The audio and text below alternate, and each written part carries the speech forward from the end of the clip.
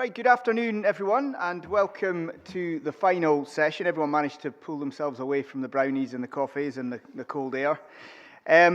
This session is going to focus on promoting inclusive and accessible learning experiences.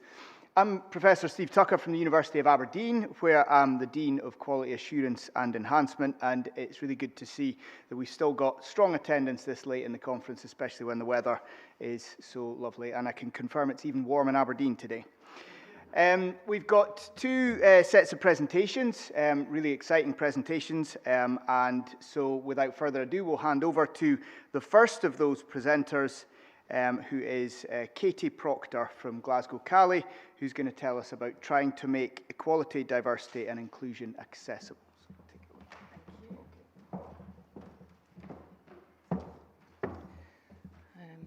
Thank you. Thank you so much for turning up and persevering to the end, even though the temperature has not been very conducive to sitting in a lecture theatre. My name's Katy Proctor. I'm actually a lecturer in gender, violence and criminology. However, I have a lot of various administrative roles of EDI within the department and the school. But also my background has been in working in support organisations like Women's Aid before coming back to university, and I do my research into or a lot of my research into those kinds of themes of gender-based violence.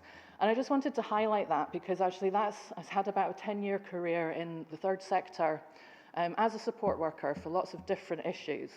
And a lot of the values and the themes and the way that I suppose I respond to people or treat people has been informed by that as well. And I'll be talking more about the sort of those values, I guess, as we go along.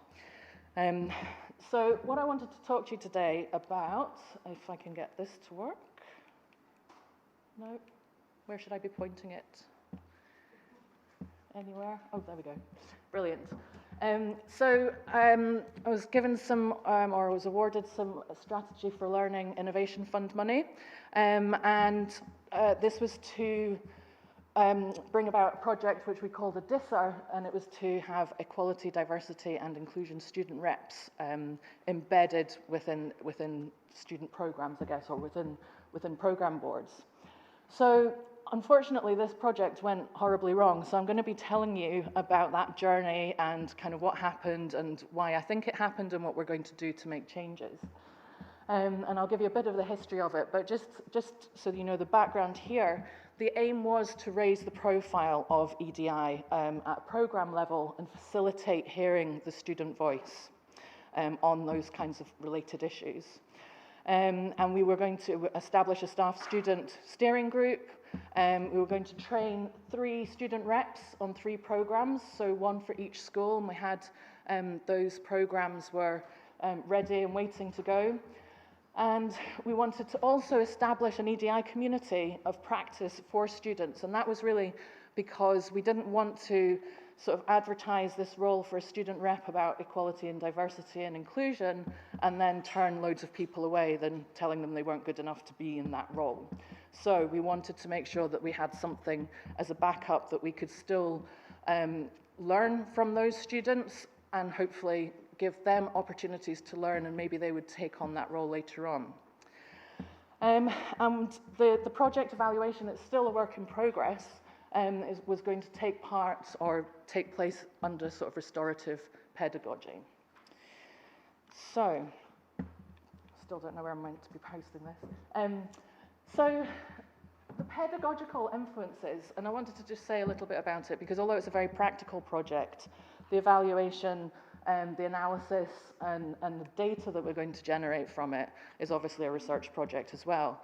But these are the kinds of pedagogies that have been used to inform its design, its development, and will continue through that. So obviously we have our GCU strategy for learning, which states delivering equality of participation and excellence in teaching and the student experience. But then I have a personal interest, I suppose coming from a criminology background in restorative justice and things like that, and I discovered that there's a restorative pedagogy.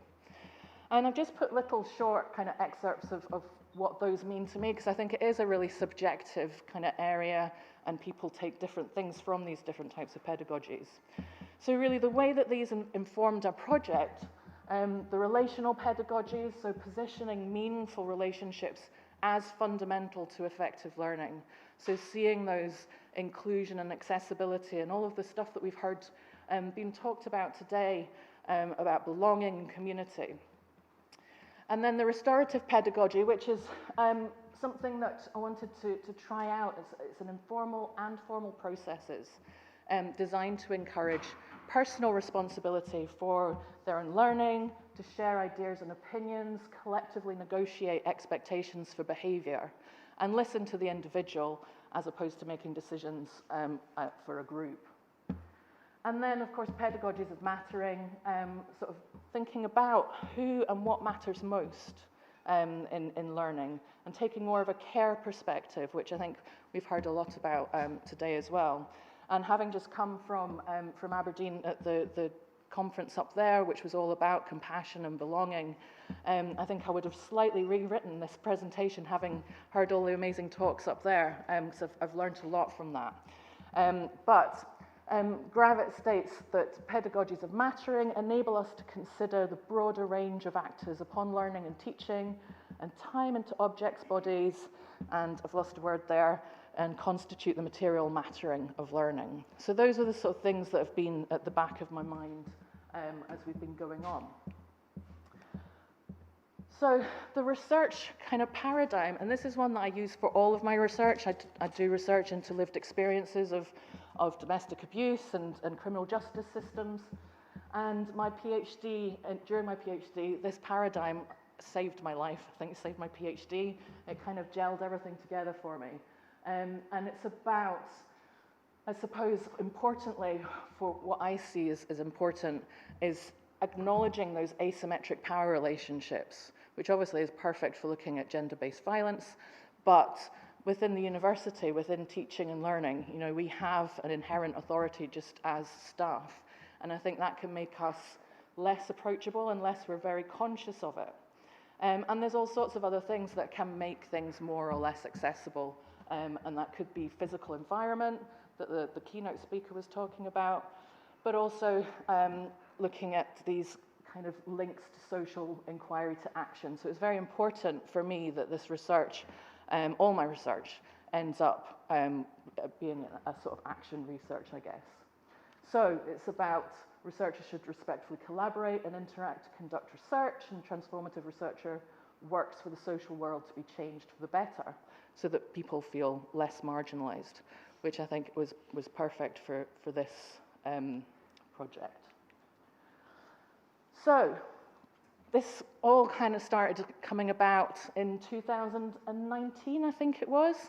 So pre-COVID, about a year before COVID, I'd established an equality and diversity subcommittee for our program board, and had fantastic response from the students. So had put out an announcement saying, I want to set up a board because I'd also had a disability role at that time, and I was hearing lots of things from students that we've got loads of support services at GCU, and I'm sure all universities have got loads of support services, but there's always things that fall through the gaps, and therefore students that fall through the gaps and don't get the support that they might need to just help them through their degree.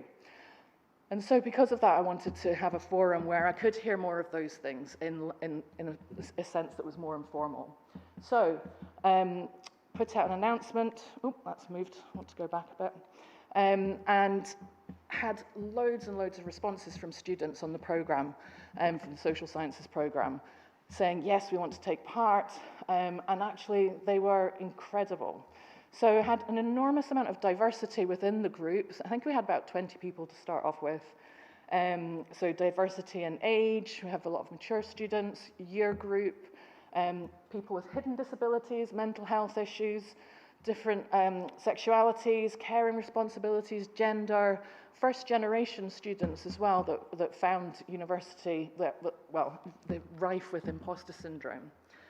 And so all of them had plenty of passion for social justice, and they were inspirational, and they had plenty to say on the matter. So this is about half of the group one day. So I would schedule meetings with them for a couple of hours, and 3 hours later, I was shuffling them out of the door because they were so enthusiastic about the issues that they were talking about. And it raised an enormous amount of issues that I wasn't aware of, and that were mainly kind of across the university, or EDI issues that weren't just on the program, it was more general kind of stuff than that. So at that point, this guy here, Adrian Louis, who's our equality and diversity lead, he was invited on to kind of hear about those things and see if there was stuff that we could put in place. And this student here, Erin Kane, we decided to work on the EDISR project together. So, oh, keeps flashing backwards and forwards, I don't know who's doing that. So, I want to go back a bit. No. Okay.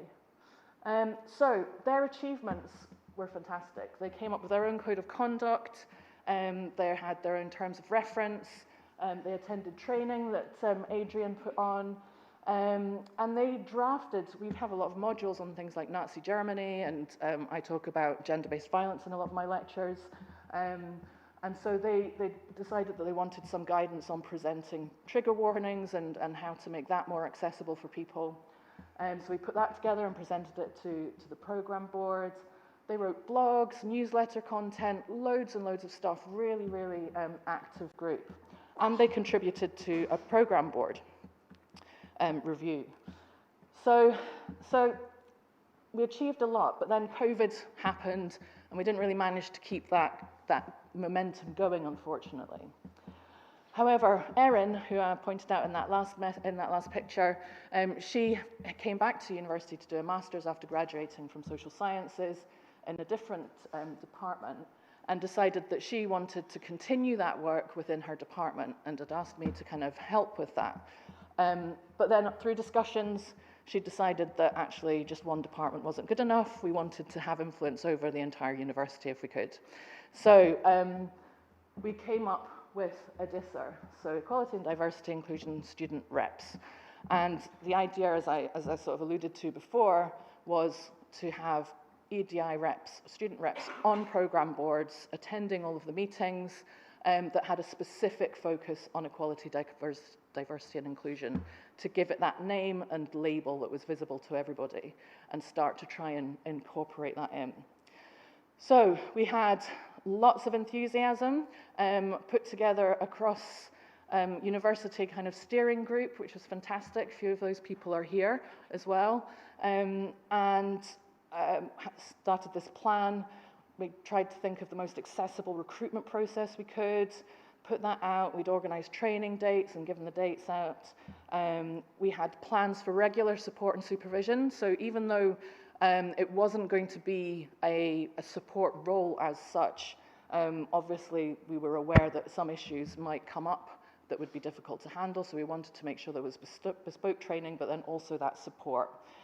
And we had plans for the community of practice. So everybody was very excited, and then we had one applicant. So that was a bit of a blow to the project, as you can imagine. We couldn't run what we were doing, and we thought very carefully about why that might have happened. And I think, in all honesty, well, there was a lot of different things. It was one of the first times back from being on campus. There was engagement issues across the board with lots of different things. But essentially, I think the problem was that actually the rep role isn't that accessible to people.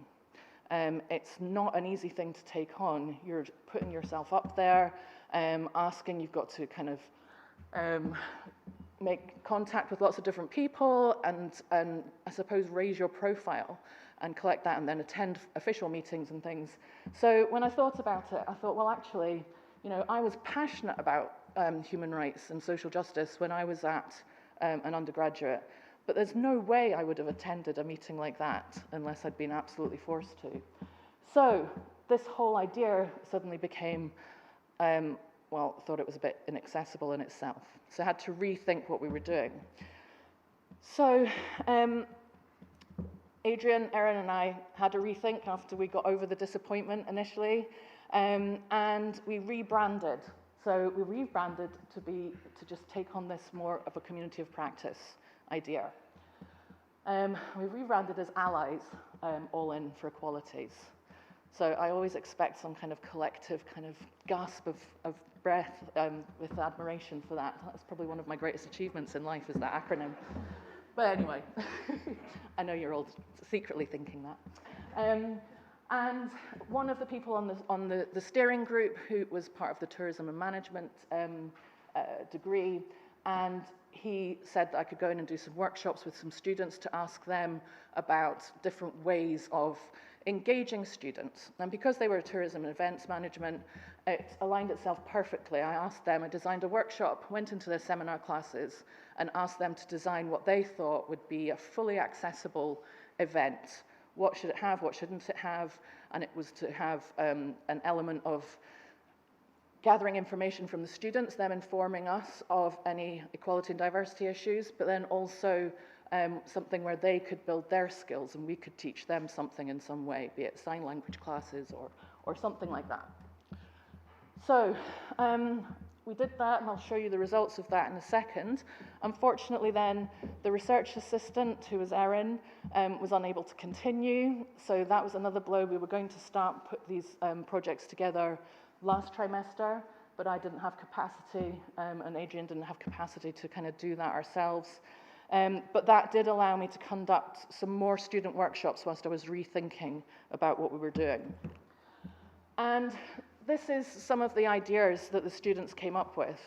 So I was absolutely flabbergasted and extremely proud of the students for what they came up with, because they raised, well, it's very humbling. I thought I knew about EDI, but they managed to raise so many things that I hadn't thought about. They drew posters. As you can see, there's a lot of food involved, pizza nights, teas, which I could fully embrace with them. I thought that was a great idea. Then somebody had drawn a llama. I thought that would be really great to have a llama at a meeting. But funnily enough, I think it was a few years before COVID, we did have alpacas on campus, didn't we? Yeah. So not too far off the mark. So I think they weren't entirely, I suppose they hadn't talked much about EDI to begin with. And so getting them started on accessibility issues that weren't just the kind of tick box, we've got to make sure there's wheelchair access and things like that, but to think more broadly, that took them thing. And I was able to share my own experience at that point of when I was an undergraduate having, you know, serious social anxiety, which prevented me from going to anything like this, even though I really would have wanted to. And that's when they started really coming into their own and coming up with things like sensory sensitivity, quiet spaces, giving out headphones. And although I don't think we could ever afford to give out headphones to an entire, or noise reduction headphone to an entire conference or event or something, you can get some really cheap earplugs. You can also get some fidget toys and things like that for people that need to use that to calm themselves. And then they were coming up with things like buddies, a traffic light system for, you could wear a red badge if you really didn't want anyone to talk and you just wanted to be, or talk to you rather, you just wanted to be there and observe, or a green light if you wanted people. Now back in the day when I was an undergraduate, that traffic light system was used for something much different. But I could see a few speakers there, I'll just acknowledge that in the room. But that wasn't what informed this. And they were also talking about having cards that were just conversation starters, all sorts of things to make people feel comfortable. And so we had loads and loads of ideas. The food thing was really interesting as well, because some people said don't have food because that can place pressure on people with eating disorders or feel that they have to sit down and it becomes a thing. So they were saying keep an event really short so that you can have refreshments, water and juice or something, but not having a proper meal, sit down or food where you were expected to sit and eat. So I thought that was really insightful as well. So that's where we got to with the projects. I've got so many ideas from the students, And I used that to kind of hopefully recruit a few more students for this community of practice, which I have successfully applied for an extension to my funding so that I can carry that on. It should have been done by now. So next trimester, we're going to be doing a lot of things, and I think I was at Linda's talk this morning, I think Linda and Jasmine, about your digital artifacts, and then there was one about SDG, incorporating that. So I think thinking about all of these things have really inspired me to kind of try and include these into this community of practice maybe. So we've started developing recommendations for accessible events, which I'll be sharing with the university and anybody that's interested. We're building this Allies community of practice, and directly because of that student feedback, my thinking has changed completely about what that will look like. Okay, so I've realized that, and this is what I would have done in my previous career as well, is that having a period of small, accessible things that people could just drop into, to build up that trust, to build the relationship so that it's less threatening to kind of go to a bigger meeting where you might be sharing more ideas. So I'm going to avoid a big event, despite all the fabulous ideas, but that kind of was inspired by them as well. And focus more on a sustainable model, I guess, which is a slow burn approach, thinking about bringing therapests in, and somebody did that in the university recently, and just so that students can get to know the other people that are involved and what would be expected of them. So, low pressure, much more nurturing series of activities that people can have a choice over how they engage, and what they do when they're there. Focus more on that kind of relationship building and skill development, but communication as well. And I'm going to resist the need, and I feel bad for saying this because Colin, who's authorised my extension for my funding, is not here, but I'm going to resist the need and the temptation to try and show some massive change in lots of numbers. Apologies, Colin, it's still effective. And just work slowly, and I think we can build the numbers from there and get the ideas from the people that we really want to hear from, that don't have a voice elsewhere. And finally, I think my aim is to put those pedagogies of mattering firmly into practice, and see where we go from there. So thank you very much for your attention.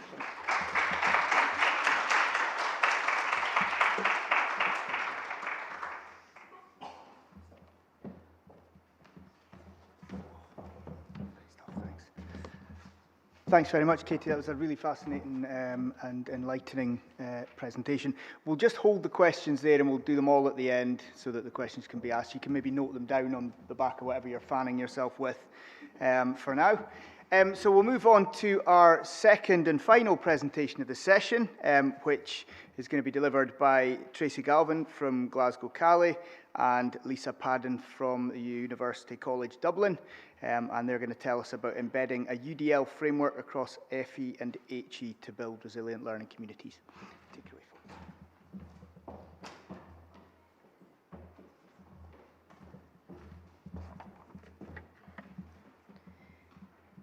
Hello, everyone.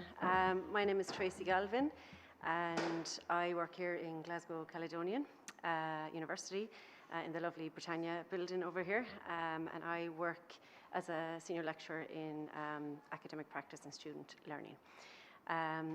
We're going to talk to you today about, give you a context of lessons learned from the Irish context. And when I do refer to Ireland, I am referring to the Republic of Ireland, not to offend any of our Northern Irish friends and colleagues. And I just wanted to kind of make that clear, because there's always an issue when people say the UK and it's saying, does that include Scotland?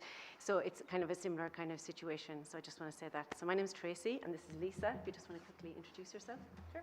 So I'm Lisa Padden. I work in University College Dublin. Most of you might know it. It's a large research-intensive university in Ireland with about 35,000 students. And I am the Programme Manager for UCD's University for All initiative, which is our whole institution approach to inclusion. And thanks for everyone in the room for staying this long and late in the day in this heat, and welcome Katy Proctor to everyone online as well. We do have a lot of connections, and we have differences between Ireland and Scotland, but we have a lot of similarities. We share a very long history. We're intertwined in many ways, and ancestry on both sides, travelling and emigrating to both sides of the world. And we are only divided by a 13-mile radius in terms of between the Irish Sea. So we're very connected in many ways. And when we're speaking and talking, you will start to make a lot of connections and relate it to your own context here. So that's just important. And there was at one stage talk of building a bridge, but that didn't necessarily happen. So we'll move on from that. Same as Katy. Okay, so just quickly, I'm going to give you a brief outline and context. To set the scene, I'm going to talk very briefly an introduction to the Universal Design for Learning Framework, because it would probably be new to some. Some of you might have heard of it before. It won't be a big, long history, but I will refer to it. Then Lisa will go and give you the wide array of things that are happening in Ireland over the last number of years. We'll talk a little bit about the lessons learned, and then we'll talk about the next steps. And you will see those similarities around culture and whatnot and demographics.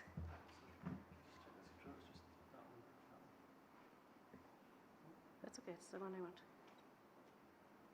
It wasn't on. Yeah, thank you. So, there's a lot of talk over the past 2 days around this diversity of the changes in our learner population.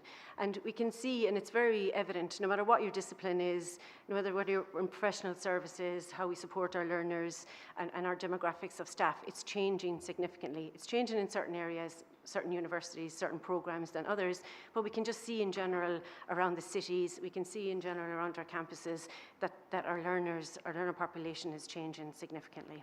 And that's really important to remember. And some of them might be what I referred to here, we talk about first generation. That was probably our biggest challenge for many years, actually, was first generation. That has significantly shifted, the increase in numbers of international students.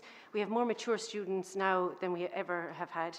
I remember when I went to university, when I saw a man who was about 60, and he stood out, but now having someone on campus 60, 70, 80 is not actually uncommon. We have lots of vulnerable people, we have lots of carers, we have refugees, asylum seekers, so depending on your university, if you're supporting particular types of groups. But what we can see here is that diversity, and it's really important to notice that. And across the tertiary sector, for many, many years, it's been a very homogenous kind of group, and that has significantly changed. Also, to support these learners, and in particular learners with disabilities, we focus very much on a medical model, so that's additional supports, reasonable accommodations, but we do it after the effect. Nearly when someone comes to look, or initially if they do disclose to disability services, then they're told, this is the requirements that I need. That doesn't actually work, and I think we'd all agree, many of our institutions of the disability services are often on their knees, have huge caseloads and whatnot, but the problem is we're still doing this retrofit rather than this kind of thinking universally and thinking about the changes on the ground and across our institution to enhance everybody. So that kind of social model. So when, in terms of universal design for learning, the kind of big broad aim is about maximising learning and minimising the barriers, but doing that from the very beginning.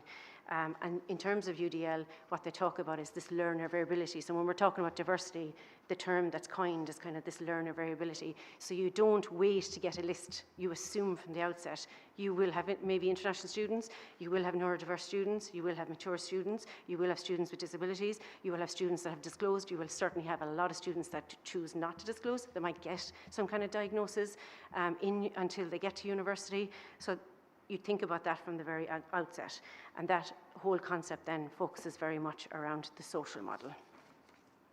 Okay, so just very quickly, what is universal design for learning? So in terms of the historic concept of it, it basically is coined and referred to in terms, it's focused on the concept of universal design, which was based back many years ago in terms of architecture. So our buildings, our environments, our products were inaccessible to many people. So our architects and our designers started to think around universal design. So they were making everything more inclusive and more accessible and more user-friendly. So that kind of user-face concept. And universal design was drawn from that concept, saying, well, what can we do in our learning environments to actually benefit here? So I wanted to kind of keep it to images rather than, we're very text heavy still in higher education. So if you look at the actual screen, it's very much, there's 3 principles. So if you look at the 3 columns, it's like the why of learning. So across the past 2 days, we've been talking a lot about how do we engage our learners, how do we make them value, see interest? How do we get them passionate about a certain area, topic, a concept? And that's what that whole first kind of principle, and it's the first principle because they see it as the most, because if you don't ignite passion, if you don't get people interested, if they're not engaged, then how can they learn and how will they do well in their assessment and whatnot? So there's layers here across in terms of the rows, and it's kind of building. So there's the access level, then you're building on that, and then you're internalizing. Now when you look at the framework, the last thing I want you to say is, well, I'm not UDLizing anything. I'm not a UDLizer unless I'm doing all of these things. Nobody ever says you should look at the framework as a whole. Actually, a lot of people just pick and choose certain areas. And what we often say is like the +1 approach, coined by Tobin and Galen, that they basically say, focus on your pinch points. Everyone has a challenge. Everyone has a problem that's actually often continuous. So you focus on that, and then you look at the framework and say, what can assist me here to help me break down that challenge, to minimize the barriers and maximize the learning? And that's really important. And that's the really nice thing about the UDL framework is it's kind of a mindset. So you're thinking, and I'm probably, preaching to the wrong people. It's the people who are not in the room, actually, that we often need to be in the room. All of the conversations that we've had over the past 2 days, people are like, how can we get compassion more? How can we make people belong? And myself and Lisa are very UDL advocates and allies in terms of, actually, we see this framework in a way that nationally you can have a shared language, a shared goal, a shared direction of travel, and it focuses on, we all know the legislation around digital accessibility came into play at the beginning of, even though we knew about it, it wasn't new, so anyone who was kind of up to date knew that this was happening, but the fact that it came at the beginning of the pandemic, a lot of people didn't really start thinking about it until a year or 2 later. So digital accessibility, assistive technologies, things like that are a key and core part of the UDL framework. But what's really nice about it is in terms of its flexibility, the choice. We keep talking and hearing about flexible pathways, flexible learning, multiple opportunities to engage, multiple opportunities in terms of action and expression, and multiple opportunities around a representation. So these are all in the framework. So it links and connects really well to other frameworks, like trauma-informed, culturally sustainable pedagogy, and it works really well like that. So I'm going to hand over to Lisa now, who's going to, well, I'll quickly just say this quote in terms of learner agency. At the core of the actual framework is the learner is at the core. So it's all about the learner. The intention is that the learner becomes an expert learner. So that's through all the things that we do all the time to scaffold them, to collaborate, to to get teamwork, to self-reflect. That's a core part of it as well. So there's all things in terminology that you'd be doing already, and then you're just building on how you can actually really narrow in and focus on certain areas. And there's a really nice quote there by Maya Angelou, where it says, people will forget what you said, people will forget what you did, but they'll never forget how you made them feel. And I think that's something that we can relate to in terms of the framework. Thanks, Tracy. So I'm just going to give you some context to some of the projects that we've done or that are ongoing in Ireland around embedding universal design and universal design for learning in our national context. So I suppose one of the most recent and most exciting things that's happened for us is just last year, we got access to specific funding from the Higher Education Authority for embedding universal design and universal design for learning. And I'll talk to you a bit about some of the background things that were happening that made that possible. But that was a fantastic achievement for all of us nationally that have been working towards universal design and universal design for learning embedding in the tertiary sector.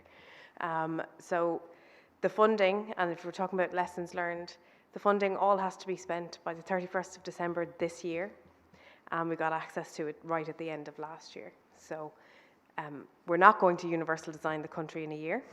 So we hope that we'll be able to prove the impact and show the impact with the projects that we're doing so that we can get some more sustainable funding. And I think that's something that probably resonates across the board with everybody in terms of that short-term funding piece. But it was fantastic. And one of the things that happened when the funding was announced was AHEAD, which is Ireland's Association for Higher Education and Disability, brought everybody together and said, what are some of the national projects that we can do? So let's not all do these individual projects where we're going to reinvent the wheel and we'll all end up doing kind of very similar things and it'll be a waste of resources. But actually, let's work together to create frameworks and do projects that will have a big national impact. And one of those projects is the creation of a national universal design charter. So that project has representation in terms of the project group and the working group across higher education and further education and training. So there's a real push in Ireland towards having a tertiary approach to education, and I'm hearing that the same thing is happening here in Scotland. So we have a national tertiary office, which is again something that's brand new and just happened, and we work very well together in terms of higher education and further education and training, particularly around universal design and universal design for learning and keeping the student or the learner at the centre. So there's a Centre for Excellence in Ireland as well for universal design, and actually our colleagues in the Atlantic Technological University have a Centre for Excellence in Universal Design for Learning. And I suppose altogether the key message around universal design in Ireland is that we're doing it together, that it's not a sense of competition between the universities or competition between the colleges, but actually we all win when we embed universal design for our learners. So one of the things that has happened in Ireland that helped to raise awareness of universal design and universal design for learning and help us get to the point where we got this national funding was the digital badge in universal design for teaching and learning. So this is an initiative which is part of our National Teaching and Learning Forum's professional development framework. They have what they call a constellation of digital badges, and the UDL badge is just one of those. So I worked with colleagues in AHEAD, so we put in an expression of interest and then we led the development of that digital badge starting back in 2017. And then we began to roll it out. So the idea with all of these digital badges is you don't just create this digital badge, you also create a facilitator badge to go with it. And that each institution takes this piece of professional development back to their own institution, you can facilitate it for your colleagues, and it's something that's free, light touch, and that you can give everybody this kind of baseline knowledge. So it's a 10-week digital badge, about 25 hours of learner effort. So you learn about what universal design for learning is. You work with a peer group, which is the most important aspect of it. So that, because it's a fully online program in terms of sustaining people and motivating people to get to the end, that peer group is really important, and we have diverse peer groups. So you could be with lecturers from lots of different disciplines, from different higher education institutions, from different further education colleges. So there's a huge amount of learning that goes on between peers that isn't, necessarily just that didactic delivery of content, but actually it's that kind of more active learning piece. So it's this 10-week badge that we started rolling out in 2018, 2019, and we quickly realized that this kind of local model where people would take it away and do it themselves didn't work. So speaking of things that didn't work, we had really small numbers, and to be honest, it's the same with all the badges. So we said, what can we do? We have some people who've done the badge, so when we would have done a national rollout ourselves, we would have had about 30 people on a rollout, which we thought at the time that's great. And a lot of them then became facilitators as well, but they weren't doing local rollouts. So we said, well, let's just bring all our facilitators together who we've trained, and let's all work together and do a MOOC-style rollout of the badge. What's the worst that can happen? So we had, in the first year, over 1,000 people who signed up to do the badge. So that's 1,000 educators from across the country, from all different HEIs and FEC colleges. And that was the worst that could happen. The numbers were enormous. But we developed a model that meant that everybody was working together, and actually the workload for our facilitators was very small, because we expanded that facilitator pack. So we gave them draft emails, they had a timeline, a schedule. We looked after the kind of main delivery piece, and it worked really well. So these are just some of the numbers from last year. So we had, across the country, including the national and local rollouts, 1,127 people complete this badge. And really positive feedback as well for the programme. So we change the programme every year based on the feedback that we get. So it might be, there aren't enough videos on this, we need a case study on that. So we'll do that and build it in for the next time around. And overall, we have now over 3,000 educators in Ireland who have received the UDL badge. So massive awareness as to what UDL is. That's 3,000 redesigns that have happened in people's classrooms, 3,000 changes that have been made, at least 3,000 changes, and 514 people who've gone on to do the facilitation piece as well. And one of the reasons it works so well is that it's light touch. It's across 10 weeks. It's a small amount of learner effort for a big reward at the end, which is that people change that mindset. UDL isn't something that's going to dictate to you as to what you have to do, but it will help you to change your mindset in terms of thinking about the diverse learner beforehand rather than having to have that kind of reactive approach. One of the big, I suppose, lessons we learned, and something that one of my colleagues has just completed a piece of research, it hasn't been published yet, with lecturers in UCD that showed that there is less reasonable accommodation, or as you might say, reasonable adjustments required for students with disabilities where UDL has been embedded in a module. So that's massive, because we have almost 3,000 students in UCD registered with us for disability support. So that's a huge burden on a team that is very, very small. So like a lot of our work, my work in University for All, is access inclusion is everyone's business. So it's not just our team who supports the students with disabilities, but actually UDL means we future-proof our teaching. And the other piece that came out of it was the modules where UDL had already been embedded. When we suddenly had to switch to online learning because of COVID, it was much easier to do that because there was already flexibility built in. So there are huge wins involved in what is really a small amount of effort in terms of doing that professional development piece.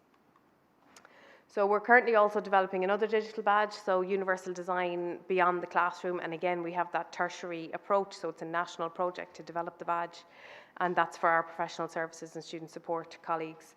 So we're still filming our case studies, but we went out and we filmed case studies across the country. My poor instructional designer was doing a lot of travel, but we have good practice examples now from everywhere, and again, so everybody can see themselves in the material. They can see that it's directly relevant, it's immediately relevant to them. We also have the John Kelly Awards, which is a national universal design award scheme, which AHEAD developed, and now they collaborate with us in UCD. We have a panel of international UDL experts as judges, including Tracy. So it recognises not just individual achievements in terms of embedding UDL and impact for students, but really importantly, last year we introduced an institutional award.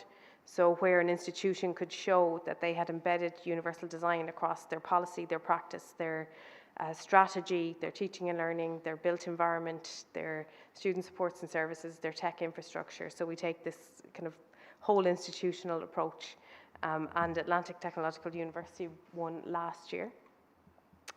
So this is just to share some resources. So the University for All Resource Hub, which is just ucd.ie/University for All. In terms of lessons learned, one of the things we've done is gather lots of case studies. So people, again, can read up about what their colleagues have done. And we focused on, again, making it very light touch. They're very straightforward case studies. They include advice for implementation. If I want to go away and do this in my own class, what can I do? So we've got 4 case study publications now that all are free and accessible to everybody.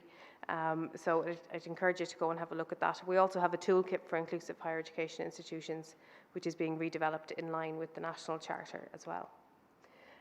One of the things we've done in UCD very recently, so just launched in February of this year, was a 1-hour piece of online professional development, which is an introduction to universal design.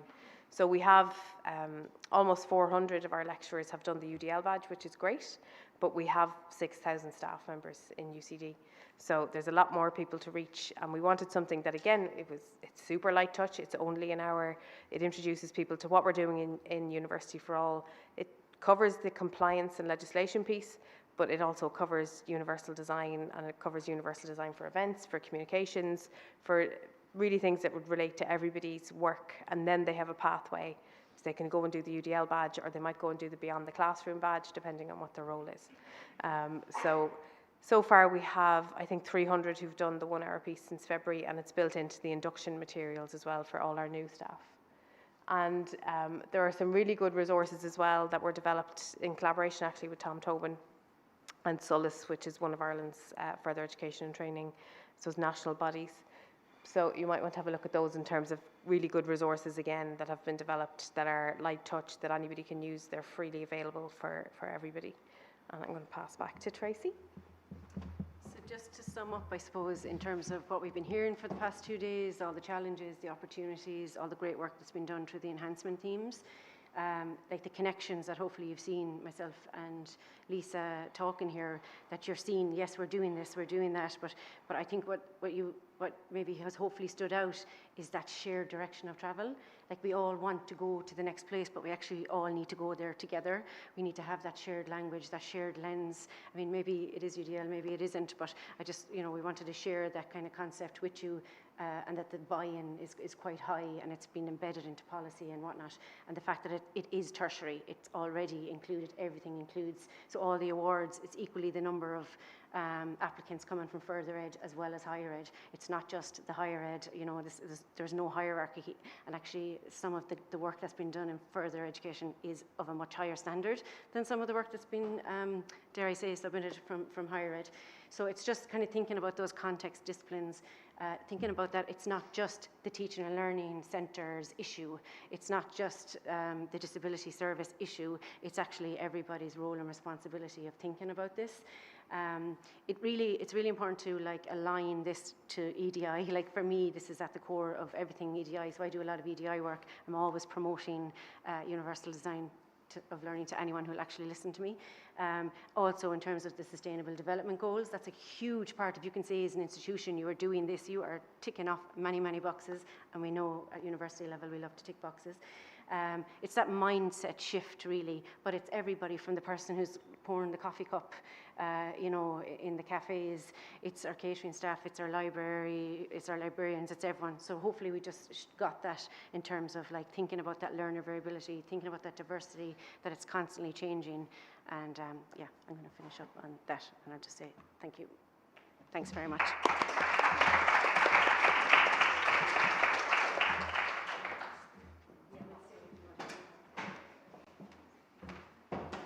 Okay, thank you very much, folks. That was fascinating stuff. We've got about 5 minutes or so for questions before everyone comes back to join us. So we'll start. I see there's a question over there. Yeah.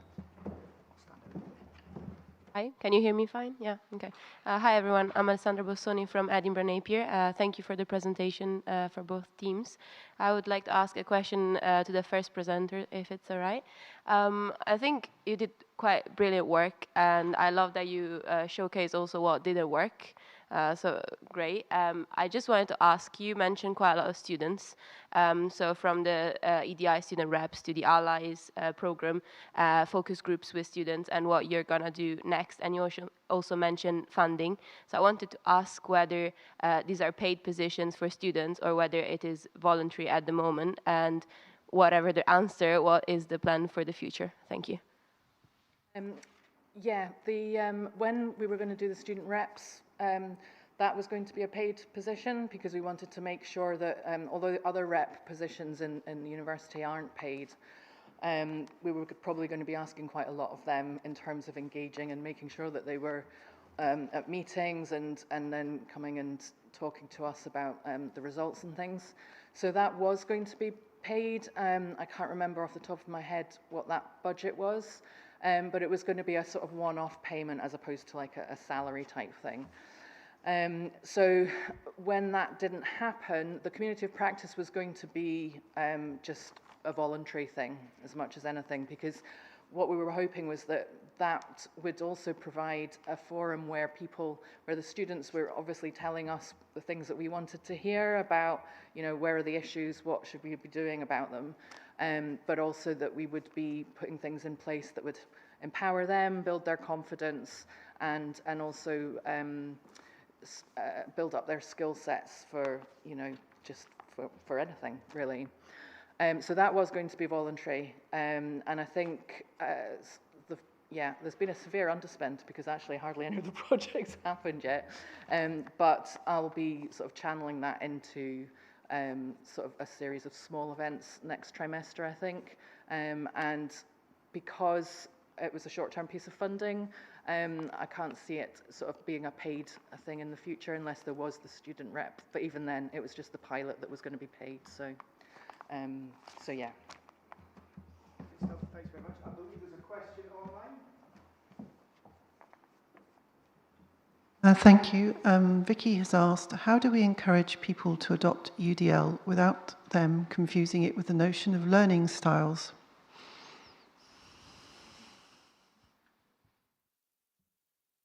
So I think we can talk about learner variability rather than learner styles. I know Tracy loves learning styles.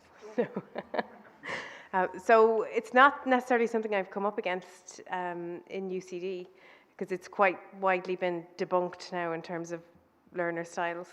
But we talk about learner diversity. So I would spend a lot of time talking about data in the kind of early workshops that I would do with lecturers to demonstrate the diversity of the learner profile, just as Tracy said. So we've done a huge amount around data in UCD. So we know that a third of our students are access students, a third of our students are international students, and we can give that data by programme as well. So rather than focusing on something like learning styles, we focus on the diversity that we know about, but then also the hidden diversity. So we know if there's 3,000 students who've disclosed a disability, there's at least another 3,000 students who haven't, for all the reasons that Tracy said. But it isn't something that we hear a lot about. So we have a really good teaching and learning centre. There's a lot of really good programs that come out of there. So we don't necessarily come up against that issue very often. Okay, thanks very much. We're going to have to close the session there because we have the final session starting at 4 o'clock, so we're going to get descended upon by folks from the other sessions. So if you'd just like to join me in very, very warmly thanking our speakers who presented some fantastic stuff and also showed the value of things that don't work in shaping what we subsequently go and do that does work eventually. So thanks very much.